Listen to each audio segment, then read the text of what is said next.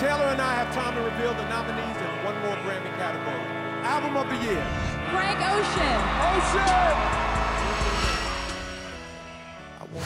Ocean. Frank Ocean is in some ways a very traditional R&B, old school voice through a younger hip-hop sensibility. Obviously there are hip-hop elements in his sound, but in a lot of ways, it really trades in, kind of the traditional sound of soul music. Frank Ocean is a tremendous songwriter, first and foremost.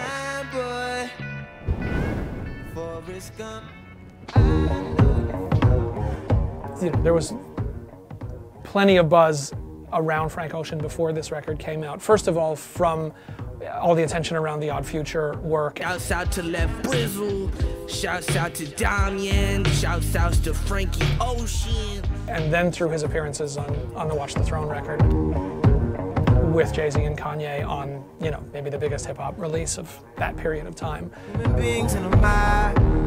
A lot of people, when Jay-Z and Kanye put out Watch the Throne, I think they were like, who's that guy? Well, who? Frank Ocean. Let's check him out.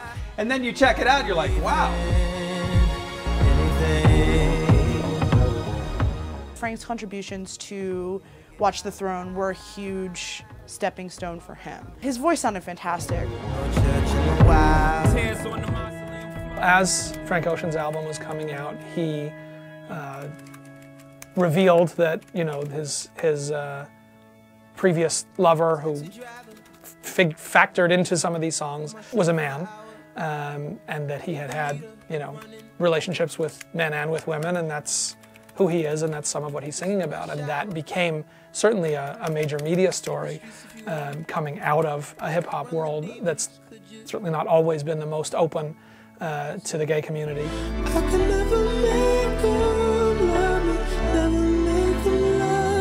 A lot of people speculate that, it was great marketing move. It is good marketing. I don't think it was intentional marketing.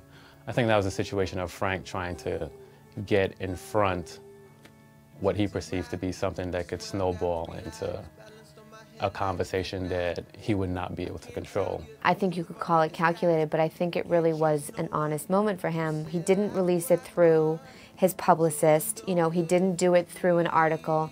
He put it up on his Tumblr in sort of the most intimate, sort of organic way possible, really. And the content of the message that he put out there seemed really genuine and really heartfelt and really scary, probably, for him.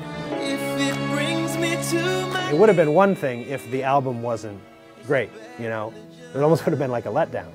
But the fact that Channel Orange is such a great album, he makes this big, bold, personal move, then he makes this really bold, great, personal album.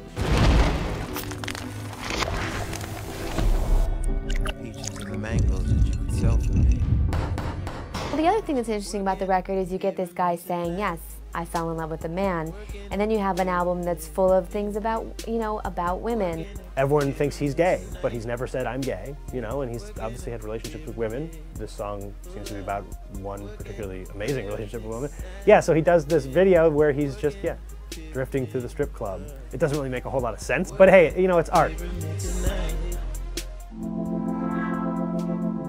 Thinking About You was an interesting first look for Frank because it is a more sort of commercial, poppy song from the album. There's definitely some Stranger Things on Channel Orange. The production was very stripped down. There's not very much to it.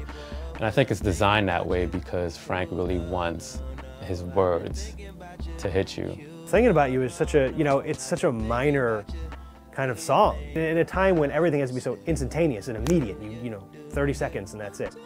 This song takes its time to unfold, and it's very personal and very intimate. I don't think there's another record that critically reached the heights that Channel Orange did. I think everybody was very eager to embrace Frank Ocean.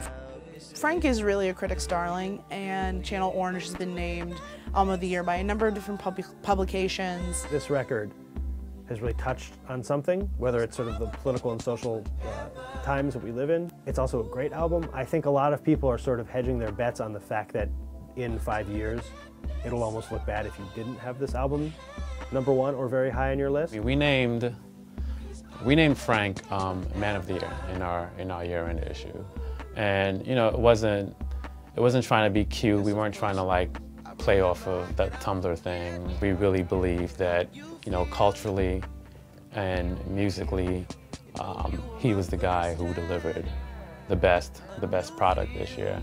And also, we just think that his talent is going to be something that's going to be around, you know, for the next decade.